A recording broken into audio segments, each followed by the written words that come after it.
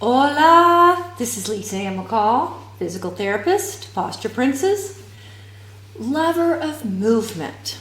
So, standing tall is not standing at attention. And what I mean by that was my little tagline for today, is that standing at attention to me means standing like in military attention, like there's a rigidity to it. That's what I mean by that. There's nothing rigid about standing tall. So I'm going to refer to children again. If you look at a 4-year-old or a 5-year-old or even a 3-year-old, whenever they can start walking and zooming around, they stand tall all the time unless they're playing.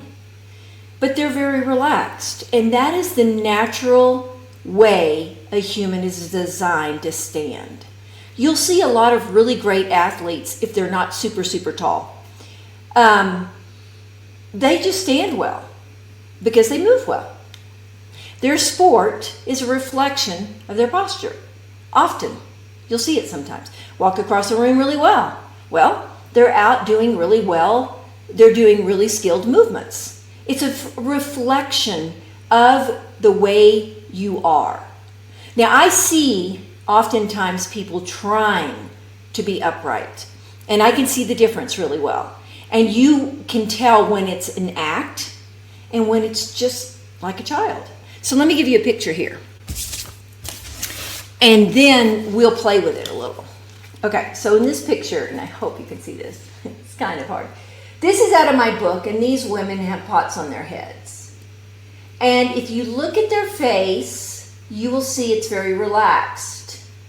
They're standing at attention. But their attention is like this. There's no exaggerated posture. And posture is not a word that I'm real crazy about because we have an idea of good and bad posture. Do you have a good or bad golf swing? Well, maybe, but you're always knowing you're going to improve your golf swing or you're going to work on your golf swing, but you don't label it as one or the other. It's just an evolution. Either you haven't been playing golf and it doesn't look good, or you have, it's a process. So I'm a process lady. So today we're going to talk about a little bit about propping something on the head. Will you go get a bean, maybe? Mm-hmm. And how to play with having upright posture that's relaxed. Now, let me explain to you what we're not going to do so that you have contrast. We are not going to lift our chest to have good posture. This is a common thing. That's why I'm bringing it up. If I lift my chest, people think, well, my chest is open. Well, my back is collapsed. So that can't be right. Because upright posture is going to make both the front and the back of your body be really, really comfortable. So let's just start here and go, okay, I'm not going to lift my chest. I'm going to let my chest relax. Well, then what often happens is the neck is tight in the back. So people say, but if I drop my chest, my head will come forward. Yeah, that could be an issue too. Now, I haven't gotten down to the pelvic area, and I don't know if today I really want to do but a couple of small things there because it could get a little complicated, and I'd rather give you just 2 or 3 tips to begin to unravel the concept that upright posture is relaxed. Okay, and it takes time. I have to show up and repeat a movement for it to become relaxed. It's called a motor engram. It's not muscle memory. The muscle is not remembering. It's in your brain. There's a motor engram, and you repeat something thousands of times or hundreds of times or whatever you want to say. I don't remember. But you do usually have to repeat them thousands of times for it to become natural. Now, being upright is a natural way humans are designed to be. So you were as a child. And not as an adult, most likely. So all I'm going to do is take you back to what you already knew. So you already knew how to be upright and relaxed. I'm just going to bring you back there because you haven't been in the habit of it. So I've got a little something for my head. Now, you might have to have something that weighs a little more just to feel it. But what I like about these eyeglass cleaners is they stick to your head. and you don't have to worry about falling off. But if I put something on my head and I can feel it, I can press up into it. Now, if I press up really hard, you can see all the tension. Well, don't press up so hard, okay? Now, if you have a tight neck, you may see some tension here, but it will start to relax because you're changing. If you were like this and you're going to go like this, then there's going to be some changes. And when you may have changed, you relax. So just know, in movement, you have to repeat something many times for it to become a relaxed and skilled movement. This is a skill. So I'm going to press up, and I'm going to place my hands on my chest. I'm going to make sure my chest doesn't raise up. So I sometimes put a little pressure in and down and press it down, and I press my head up, and it feels kind of good, like, oh, I'm exercising something deep. So I may do that for about 4 seconds, and then relax. So I press down my chest, stretch my head up into this, and relax. And I begin to take tension away and find this beautiful place of relaxation. This is the upper body. The lower body. I want to relax this, and I want to have my butt not tucked. So untuck and relax. So let your body feel a little bit like a little kid, where there is an arch and a little belly. Now it's really more, I call it a banana body. It's like the front of me, if you look at children, it's kind of long and open, but doesn't stick out. And this has a gentle arch in the back. Now you have to look in the mirror when you practice this. You have to, because it's not going to feel natural. What feels natural is probably this. Okay, let go. Put your hand back here and say, okay, I'm going to stick my butt out a little. Now, one thing that really helps with the thigh bones is pull your toes up. So let me see if I can do this. Can you move? Yeah, there we go. I'm going to pull my jeans up a little. So I'm going to pull my toes up. And the minute I pull my toes up, my weight shifts back. So I pull my toes up, my weight shifted back, I relax my belly, I stretch up, and I place my hands on my chest. Think of it more as if you are shifting your weight or adjusting your clothes. I adjust my clothes, okay? It's not a big movement. Now, early on when I was doing this, I put a lot more work into it. I don't know if that was helpful or not. You may like to work a little harder to feel it. You may like to press your hands down and really stretch your neck and then relax. For some people that works better. For me, I think it did, that I really wanted to feel something. So I pressed down and I stretched up and I'd hold and my chin stays relaxed and down, and then I let go. I kind of wanted that contrast of work and relax and work and relax. And I do think there's a place for that. But some people may not find that real attractive. Now the hip thing, if you do any of my videos where you bend, the way I teach and look, there are many videos about how to bend and how to sit. If you change the way you bend and sit, you will change the way you stand. If I bend like this all day, picking up things, sitting down on my crotch, if I'm constantly doing this in my life, I'm just going to naturally, my weight's going to be back in my heels more, and I'm going to just be more upright and relaxed. So the beauty of this is every movement feeds into the other movement. So one isn't separated from the other. And if there's anything you're going to be challenged with me, is that I see how everything connects, not how everything is separated. So this is based on how humans move as children, and if they live in countries like these women with the pots, they do it their whole life. It's relaxed, it's upright, it's not a lot of work. We modeled in our country, I think, from what I can see, much of upright, correct posture from the military. It's not anatomically correct. It's not anatomically comfortable. It's not anatomically efficient. It's just, this isn't efficient. It isn't really right because my spine is being compressed. And by pulling in, I am manipulating my body versus just putting my structure in a place that is stacking the bones in their natural way. Because otherwise, these people could not carry such heavy loads on their head or their back if they did not know how to stack their structure. And the knowing wasn't here. The knowing was growing up with their parents doing the same thing. So I talk about this a lot in my book to give you a different perspective, because your perspective is going to color everything in the way you move. If you think you're supposed to suck in, tuck, and drop, and bring your chest up, and all these things, then that is going to be what you do. And it's a lot of work, but not real efficient.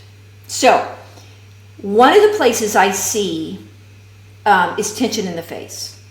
And when I see less tension in the face, which I see a lot of times with my clients when they've been working with me in a class, and they start to move, and they move their shoulder, and they move their hips, and everything starts to relax. It's like they're undoing all this tension, and then pretty soon they're standing upright, and they don't know it, maybe, but their face is no longer holding tension.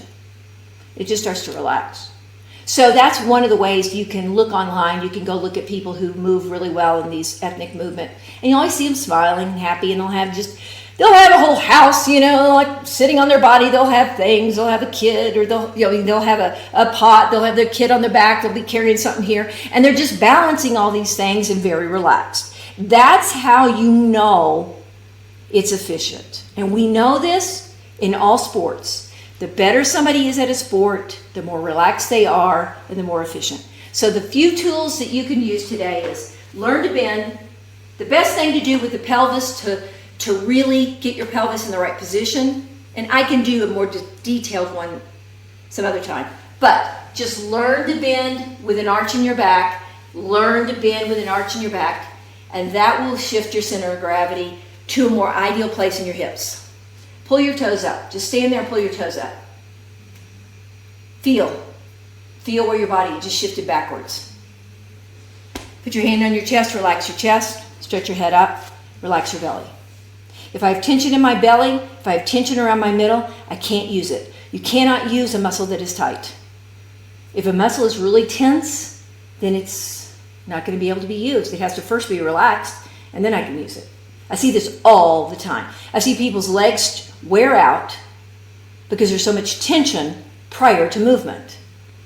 But that's what we're big on in this society today. We're big on just push, push, push, tension, tension, tension, instead of relaxation.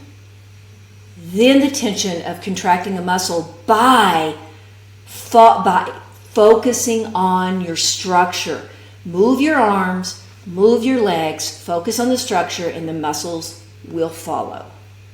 Okay, my nose is itching. Got questions? That's it for today. You just carry this around. You'll feel much better. Wally in Sherman asks, when I see kids stand, it looks like their lower backs are curving, like they're curving in.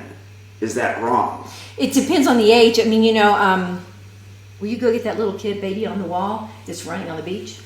It really depends on the age, because there comes a time when a child can just be like this, kind of like this. I mean, it can change pretty quick because they can grow really tall, and then all of a sudden they haven't been really actively playing, and they have a whole different posture. They don't know what to do with it. A lot of kids don't know what to do with their body, and they want to be in their body. I have discussed this with many kids. Here's a nice little picture of a baby. Now, this baby is on its toes, but that's what babies do. Over time, their heels drop. But if you'll see, there's this beautiful straight spine and a nice little curve right at the base. There's this open body, and this is very common. One more picture, the one with the lady and the kid carrying stuff on their heads. It's really close to this one. In your office? Yeah, on the wall. And so this is really normal. Now the heel up is that's a baby. But if the heels were down, and this baby was, I don't know, a year older, this would be a lot more normal. Now, you see the open? It's open. It's not sticking out. It's open, and the back is nice and straight, except at the very base. This is called L5, S1. This is a very important part of our spine that needs to be stable and needs that little arch to be there. It's supposed to be there. Yes. So now what you see here is you see, let's get a glare off. This little child is a lot older, but has that same line right here. Just, she's imitating the people around her. She's carrying something on her head. It isn't as obvious here as we grow as adults. You have to have the eye for it, but I want you to see that open front. And they're just living a different lifestyle. So this child grows up and does this. That face is very relaxed. It's a balancing act with gravity. It's so much fun to discover this in your own body. Don't believe just the pictures and the ideas. Go out and play. You've got to go online and look at my videos, a McCall Method, YouTube or whatever, and learn to bend. Learn to bend. Then carry something on your head and relax your face. I mean, my book shows a lot more stuff and more of an idea, but just grasp this one piece. Quit holding your body upright. Press upright. Relax the belly. But again, children, depending on their age and depending on their lifestyle, I picked a baby, but that baby maybe a year later or so would have had the same posture. Yeah.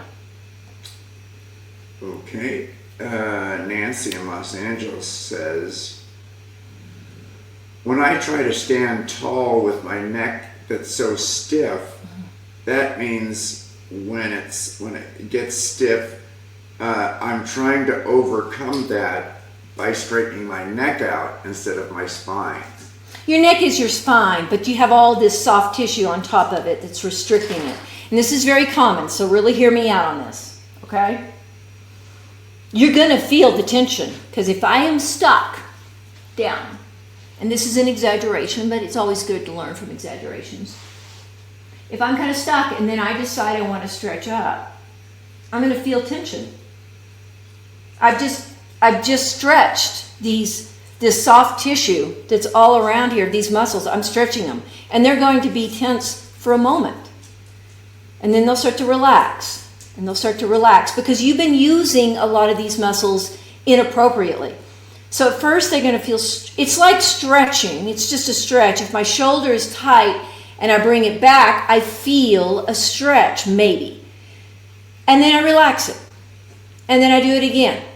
And I relax it. So you have to go in and out of these movements so that your body understands, okay, 4 or 5 seconds, let go. 4 or 5 seconds, let go. And then pretty soon what happens is you start to go, oh, well, there's not as much tension in my neck. Now, I had a lot of tension in my neck when I started this. So I understand that. I understand you feel like I'm not getting to my spine. I only have just this tension here. Well, you are getting to the spine. It's just a little longer for most Westerners because this, to me, this and the hips are where we carry so much tension. And we don't really know how to feel it. And so sometimes you can just put your hand on the back of your neck, and I'll rub it up, and then I pull my hair a little, and I'll feel that go, oh, that feels kind of good. That's normal. And then I just bring my face up. So I got to really stimulate that thing, or get a massage, and after your massage, do it. So it's easier. Barry in Belmont, Illinois says, I have that forward neck thing. So what I try to do is force my shoulder blades back. That's what a lot of people do. But it's not going to stick. It won't stick because you're doing superficial. This thing, it's nice. It's not going to go a lot. So if you want to really work on this forward shoulder thing and the neck thing, you can do a couple of things. You can go to the wall and you can stretch your arms on the wall. You can just stand here. Now your arms are not going to maybe reach as well as mine do, but just reach up Place your hands on your head. Reach up. That will begin to straighten you out. But that's a lot deeper. If I get more range of motion in my shoulder, gently, I can go to the wall. I've taught this one. I've taught this one before. It's on my YouTube channel. I go to the wall. I reach up. I rest my head if I want, and I walk both ways. Or you may only get this far. It's just wherever your comfort level is. Then what I'm doing is I'm not only getting my shoulder blades, my shoulders, and my spine all to respond. You can't just push your shoulder blades back and think you're going to go super deep and changing anything. Another thing you can do, rest your hands behind and walk with your hands behind your back. And that is a postural thing where you're taking the whole shoulder blade and arm and you're resting it back there. And it's starting to think, oh, instead of being here, I'm going to be here. But you have to repeat it, repeat it, repeat it, repeat it. You have to let the body start to understand that all these different areas in your shoulder, in your neck, in your back are all making changes. It's not just one little area. So you can push your shoulder blades back, but they just usually pop up because it's kind of a superficial. But it's better than nothing, you know. If it makes you feel better, then I'd keep doing it. But there's some other choices you could add in there. And I don't think there's anything wrong with anything that makes you feel more upright and you feel like you're doing something. Good. It's fine. So Bill in Williams says, so are those back brace things advertised on TV to straighten up your shoulders workable, practical? Why don't we use them instead of them use us? See, I tell people, is it a tool or a crutch? I think people use them as a crutch. Well, I'm going to let this brace hold me up and I'm not going to think about anything and I'm just going to go back to work. I think that's a crutch. If you put it on and it holds you and you're sitting on your crotch, because you got to sit different if you're going to do that. You can't just half-ass this. You've got to sit upright like I've taught in other videos on how to sit. Then if you put it on and you go, okay, I'm going to put this on. And I'm going to feel what this feels like. And I wonder what this feels like. And I'm going to take this in so that when I take it off, I'm going to see if I can remember that. I've used a back brace in my video to show how you can use a back brace to go, oh, that's what a straight spine is. If you use it as a tool to help you have new body memory, new way of feeling, then it's a tool. If you just slap it on and expect it to do the work, it's a crutch. So there you go. You could use it. Use it. Don't let it use you. Georgia in Fresno says, so when I bend over, I keep my head and my face up instead of lengthened. Is that good? It depends. It really depends. You can do both. You can do both. You might want to practice looking down if your neck is tight. Do both. So for instance, I'm going to pet my dog. So I'm going to bend over. I'm not going to worry about this right now because it's going to fall off anyway. So I put my hands on my spine. I got my arch and I'm going to come over and I'm going to keep my neck long and I'm going to pet my dog. Or maybe I was going to pick up her bowl or something, right? Okay, so my neck is long.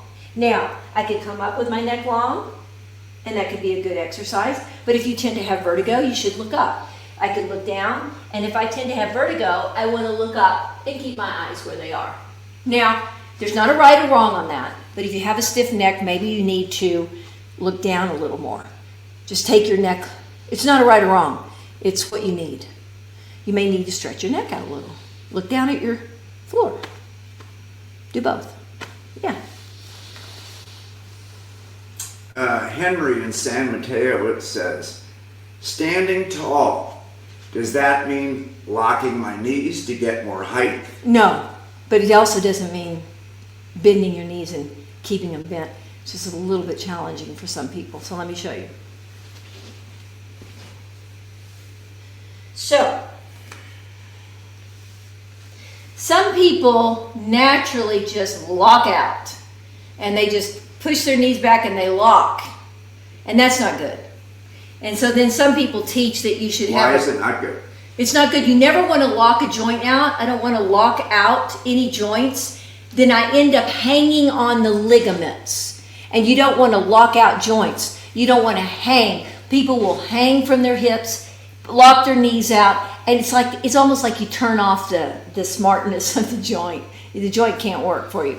So, when I stand, I don't want to bend my knees and hold myself like this. I want my legs straight without locking. And that was very challenging for me at first because I was a knee locker. So I pulled my toes up, and that helped my leg be straight without locking. So there's little tricks. And then all of a sudden, when I have my pelvis in the right position, it just stopped being a problem.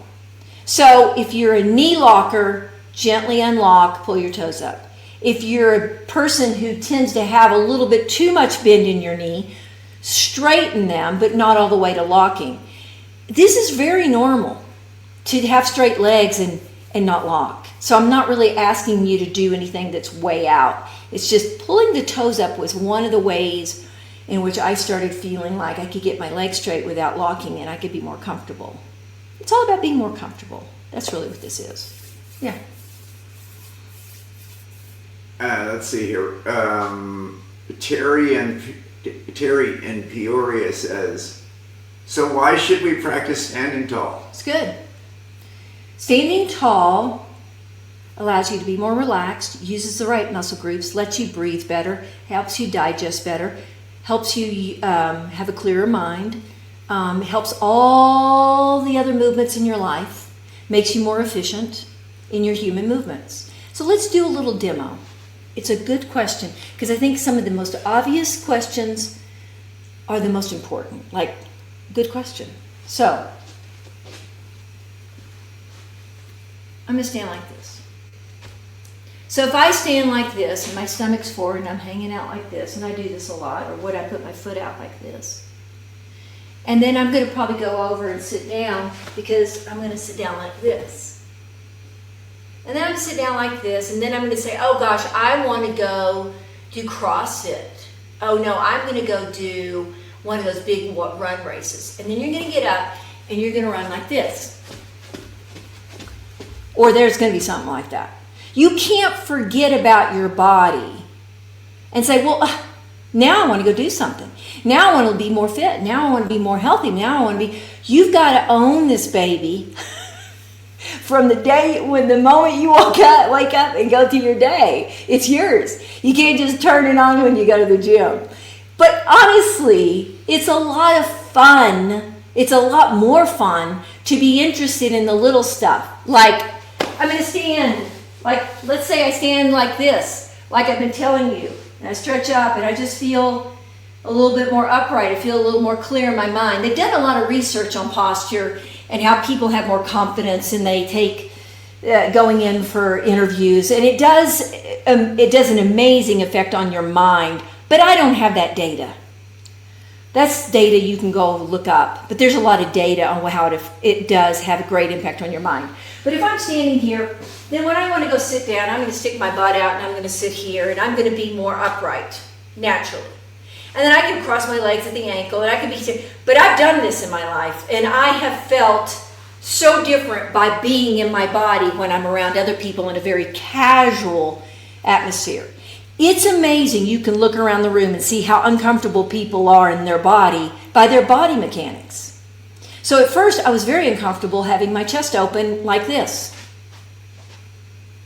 I wanted to be like this. So it does play with your head, but it plays with your head in a good way. It plays with your whole life. How you move affects everything. And it's really fun.